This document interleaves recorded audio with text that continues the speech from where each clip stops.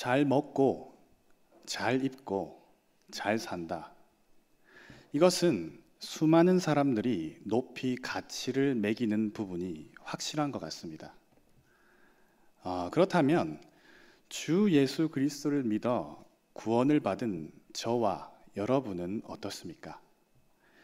우리의 삶의 가치가 잘 먹고 잘 입고 잘 사는 데에 있을까요?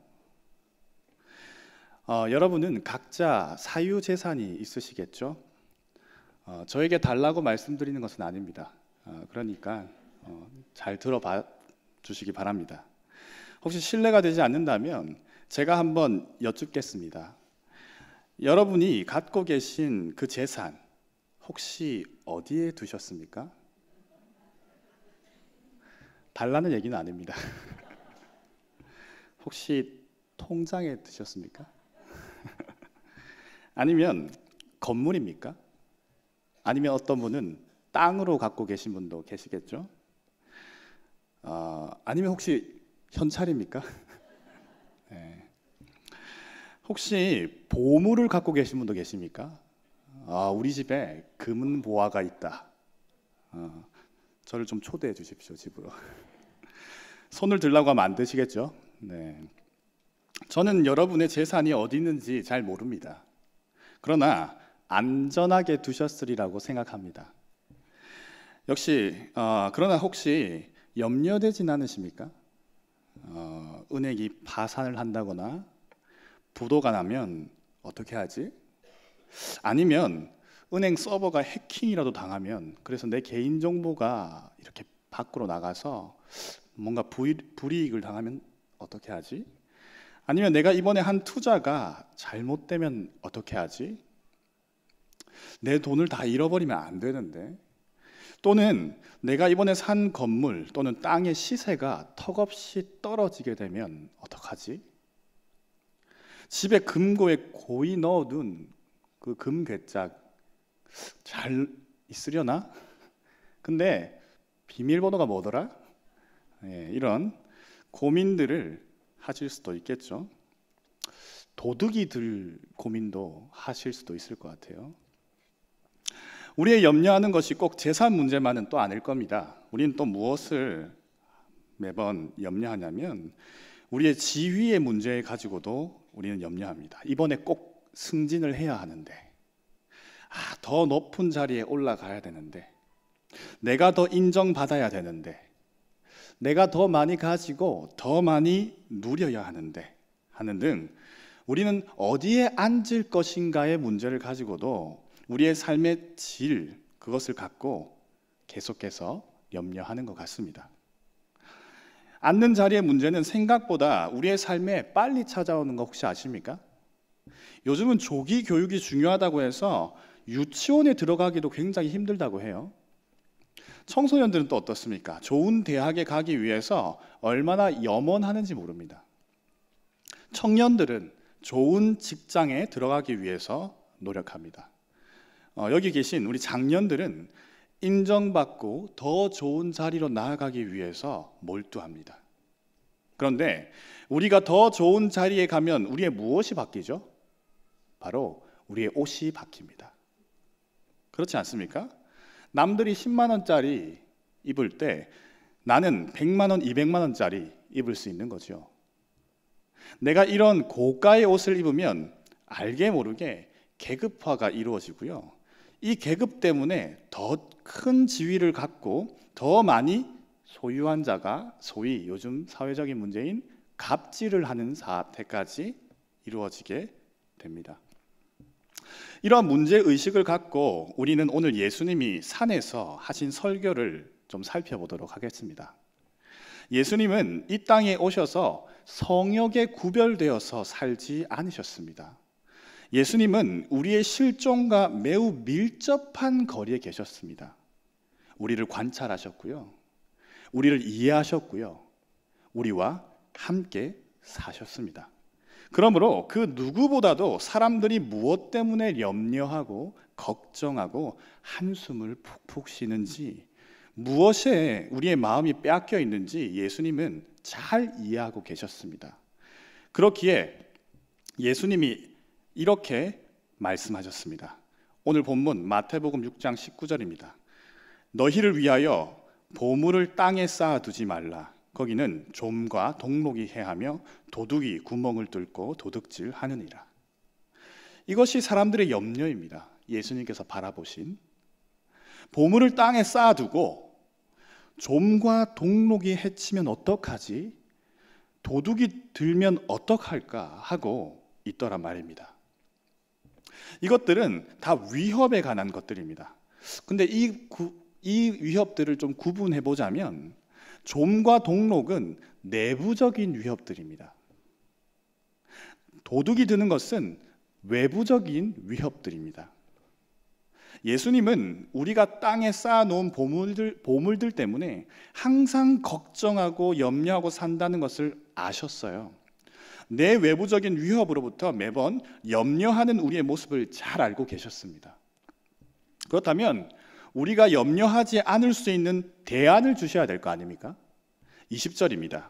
오직 너희를 위하여 보물을 하늘에 쌓아두라. 거기는 좀이나 동록이 해하지 못하며 도둑이 구멍을 뚫지도 못하고 도둑질을 못하느니라. 아멘.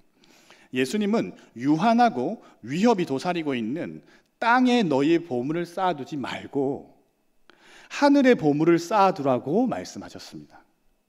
하늘의 보물을 쌓아두면 너희가 염려하는 내 외부적인 위협이 없다고 말씀하시는 겁니다. 그러므로 우리는 가치의 그 첫 번째 의미로 내 외부적인 위협이 없는 영원한 것의 가치를 삼아야 합니다.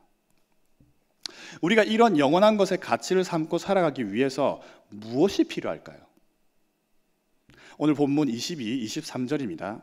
제가 읽어드리겠습니다. 눈은 몸의 등불이니 그러므로 내 눈이 성하면 온몸이 밝을 것이요 눈이 나쁘면 온몸이 어두울 것이니 그러므로 내게 있는 그 빛이 어두우면 그 어두움이 얼마나 더하겠느냐. 성한, 즉 좋은 눈이 필요합니다. 눈이 몸의 등불이랍니다. 눈이 좋으면 온몸이 밝고 눈이 나쁘면 온몸이 칠흑같이 어두운 법이랍니다. 여기서 눈이 의미하는 것은 분별력입니다. 즉, 우리는 우리의 가치를 올바르게 판단할 수 있는 분별력이 있어야만 합니다. 그 분별의 기준은 바로 영원한 것입니다. 그러므로 가치의 두 번째 의미는 바른 분별력을 가지는 것입니다. 근데 이 가진다는 바른 분별력은 영원한 가치를 추구하는 분별입니다. 예수님이 이 말씀을 하시는 의도가 있습니다. 과연 무엇일까요? 왜 예수님은 이 말씀을 하고 계신 걸까요? 24절 말씀에 그 의도가 드러납니다. 한 사람이 두 주인을 섬기지 못할 것이니 혹 이를 미워하고 저를 사랑하거나 혹 이를 중히 여기고 저를 경히 여김이라. 너희가 하나님과 재물을 겸하여 섬기지 못하느니라. 사람들이 두 주인을 섬기려고 하는 모습, 그것을 보셨기 때문에 이 말씀을 하고 계신 겁니다. 사람들이 하나님과 재물을 함께 섬기고 있다고 지적하고 계시는 겁니다. 하나님, 이것만 제게 주시면 하나님 잘 섬기겠습니다. 하나님, 이 계약만 할 수 있게 해주시면 제가 다시는 예배에 빠지지 않겠습니다. 하나님, 이것만 제게 허락해 주신다면 제가 얼마를 하나님께 바치겠습니다. 사랑하는 여러분, 하나님은 이런 말에 속지 않으십니다. 예수님이 이 말씀을 하시는 의도가 바로 하나님을 향한 가치의 이동입니다. 사람들이 예수님을 따르면서도 사실 그 중심에 깊이 들어가 보면 재물에 관심이 쏠려 있더라는 것을 예수님이 지적하고 계신 겁니다.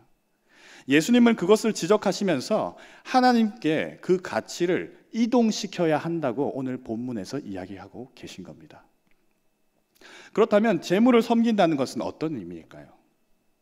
예수님은 우리의 어떤 모습을 보고 재물을 섬긴다고 표현하시는 걸까요? 25절 말씀입니다.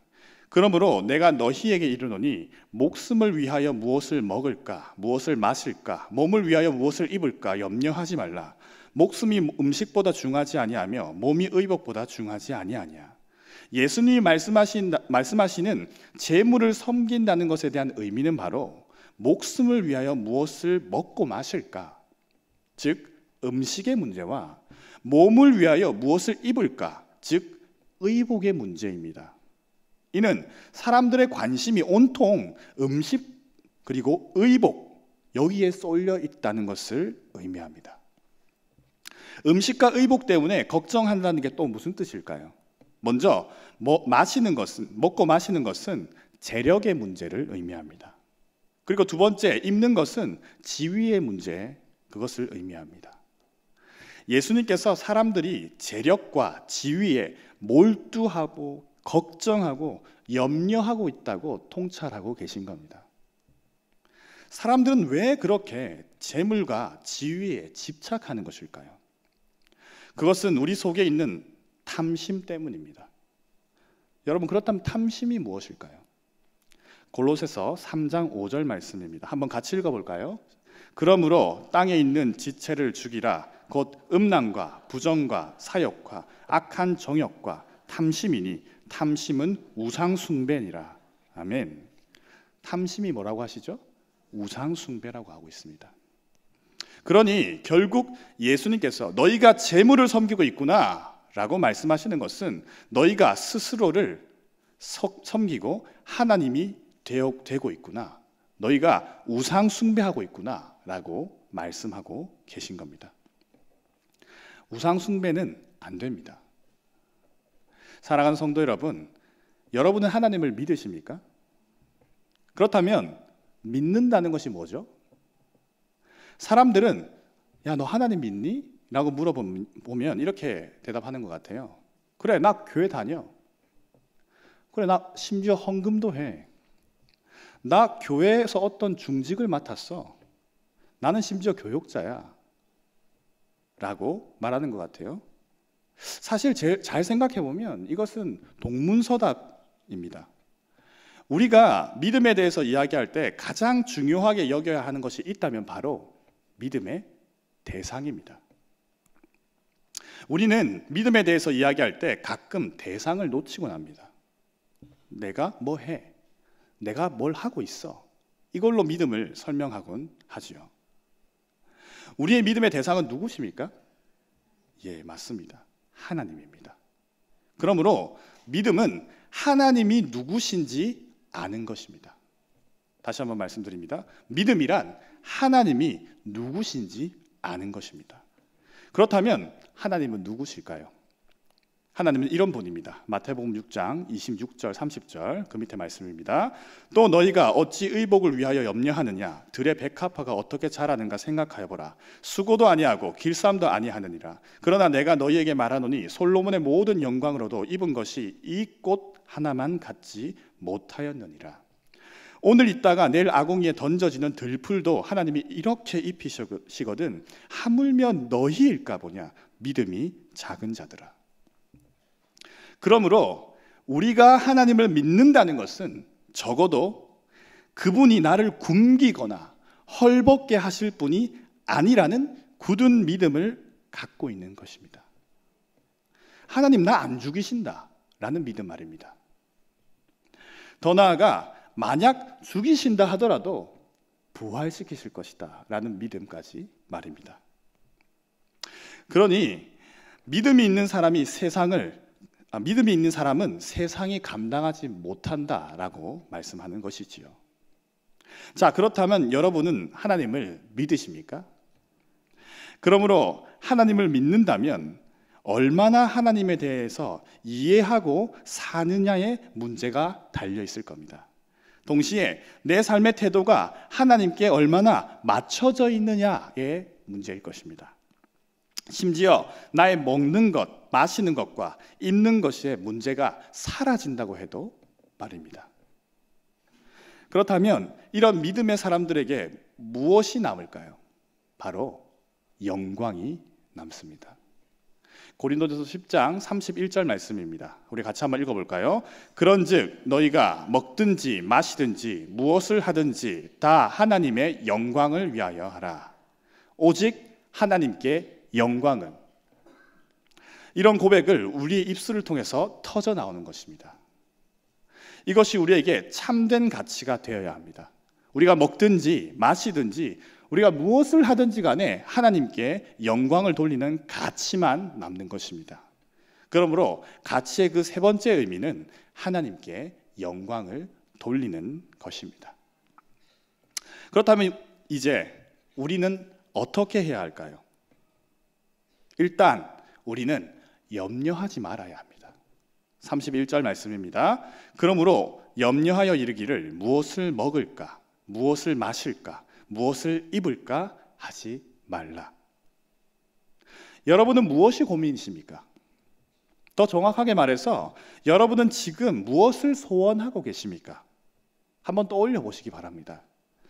이번에 꼭 승진해야 되는데, 이번에 우리 애가 수능 성적을 잘 받아야 하는데, 이번에 이직이 잘 돼야 되는데, 이번에 집 계약한 것이 잘 되어야 하는데, 우리 가정이 진짜 행복해야 하는데, 우리 가정이 건강해야 하는데, 이 모든 소원들을 놓고 여러분들이 이 모든 소원들을 이렇게 놓아보고 먹는 문제와 입는 문제를 걷어내 보시기 바랍니다. 예를 들어 이번에 꼭 승진해야 합니다 라는 소원이 있습니다. 여기에 우리의 먹는 문제를 걷어내 보십시다. 내가 잘 먹고 잘 마시기 위해서 승진해야 하는가? 라는 질문을 던져보는 겁니다. 여기에 과연 아니다 라고 대답한다면 그 다음 우리의 입는 문제를 한번 걷어내 봅시다. 그렇다면 내가 더 잘 입기 위해서 승진해야 하는가? 여기에도 우리가 그렇지 않다라고 말할 수 있다면 거기에 하나님의 영광만 남을 겁니다. 그러나 반대로 먹는 문제를 걷어내고 입는 문제도 걷어냈는데 거기에 아무것도 남는 게 없다면 이 승진은 하나님의 뜻이 아니라 나의 욕심일 것입니다. 하지만 우리가 앞서 말했던 것처럼 거기에 하나님의 영광이 남아있다면, 여전히 거기에 하나님의 뜻과 하나님의 영광이 남아있다면 그것은 하나님이 나에게 직장을 통해서 주시는 소명입니다. 그렇기에 승진을 하셔야 합니다. 하나님의 영광에 남아있는 결정이 된다면 우리는 이것을 위해서 기도하고 노력하여야 하고 하나님은 반드시 그 일을 이루실 겁니다. 왜일까요? 32절 말씀입니다. 이는 다 이방인들이 구하는 것이라. 앞서 걷어냈던 것들 말입니다. 그러나 본질의 영광이 남아있다면 너희 하늘 아버지께서 이 모든 것이 너희에게 있어야 할 줄을 아시느니라. 우리 아버지께서는 우리에게 필요한 것이 무엇인지 아시는 분이기 때문입니다. 앞서 믿음이란 하나님이 누구이신지 아는 것이라고 했습니다. 우리 하나님 아버지는 누구실까요? 우리를 속속들이 잘 아시는 분입니다. 사실 이 사실이 우리로 하여금 우리가 가지고 있는 모든 염려와 걱정과 근심을 내려놓은 근거가 될 수 있는 것입니다. 이것을 뭐라고 하냐면 믿음이라고 합니다. 그러므로 우리에게 하나님을 향한 믿음이 있을 때 비로소 우리는 염려하지 않을 수 있습니다. 우리가 무엇을 먹을까, 무엇을 마실까, 그리고 또 우리가 무엇을 입을까, 이것을 구하지 말아야 한다면, 방금 구하지 말라고 하셨죠. 구하지 말아야 한다면, 그렇다면 과연 우리가 진정으로 하나님께 구해야 하는 것은 무엇일까요? 적극적으로. 마태복음 6장 33절 말씀입니다. 그런즉 너희는 먼저 그의 나라와 그의 의를 구하라. 그리하면 이 모든 것을 너희에게 더하시리라. 무엇을 구하라고 적극적으로 권면하고 계십니까? 바로 하나님 나라와 하나님의 의입니다. 여기서 우리가 먼저 나라는 뭔가요? 의는 뭔가요? 서둘러 이렇게 질문하기 전에 이것이 어떤 가치를 가지는지 통찰해 본다면 자연스럽게 그것이 무엇인지 드러날 것입니다. 우리가 먼저 그의 나라와 그의 의를 구하는 것이 앞서 우리가 살펴보았던 것 같이 첫 번째 가치, 내 외부적인 위협이 없는 영원한 것, 거고요. 두 번째 가치인 바른 분별력을 가지는 것일 겁니다. 그리고 이 바른 분별력이라는 것은 영원한 것을 쫓아갈 수 있는 분별력입니다. 그리고 마지막으로 오직 하나님께만 영광을 돌리는 것에 대한 이 세 가지 가치가 바로 먼저 그의 나라를 구하는 것이고요, 먼저 그의 의를 구하는 것입니다. 그러므로 결국 예수님이 우리에게 적극적으로 구해야 한다고 말씀하시는 하나님 나라와 의는 구원의 참된 가치입니다. 이 모든 요소들이 구원의 가치로 다 설명되고 포함됩니다. 한번 보십시오. 구원은 영원한 것이죠. 구원은 분별해야 되는 것입니다. 우리가 구원은 오직 하나님께 영광이 되는 것입니다.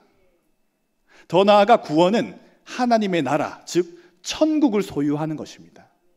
그리고 마지막으로 구원은 하나님의 의, 즉 예수 그리스도의 의를 통해 우리가 소유하는 것입니다.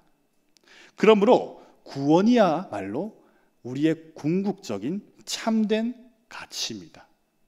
사랑하는 해운대 제1교회 성도 여러분, 매일매일 구원을 구하시기를 바랍니다. 염려하지 마시고 여러분이 처한 모든 상황 속에서 하나님 나를 구원해 주십시오 라고 구하시기를 바랍니다. 이 중에 믿음이 연약한 분들은 그래도 혹시 불안하십니까? 여전히 염려가 되십니까? 오늘 본문 제일 마지막 말씀, 매우 흥미로운 결론을 우리에게 던지며 마무리가 되는데요, 34절을 한번 읽겠습니다. 같이 한번 읽어볼까요? 그러므로 내일 일을 위하여 염려하지 말라. 내일 일은 내일이 염려할 것이요 한날의 괴로움은 그날로 족하리라. 아멘. 근데 이게 무슨 의미일까요? 한마디로 한다면 괜찮다, 너 안 죽는다 하시는 겁니다. 예수님이. 사랑하는 주의 몸된 성도 여러분, 괜찮습니다. 하나님은 여전히 살아계시고요, 여러분 안 죽이십니다. 오늘 하루를 시작으로 또 일주일을 사실 때 먹는 것, 마시는 것, 입는 것에 대한 염려를 다 내려놓고 참된 가치를 쫓아서 믿음으로 하나님께 영광 돌리시는 저와 여러분의 삶이 되시기를 간절히 축복합니다.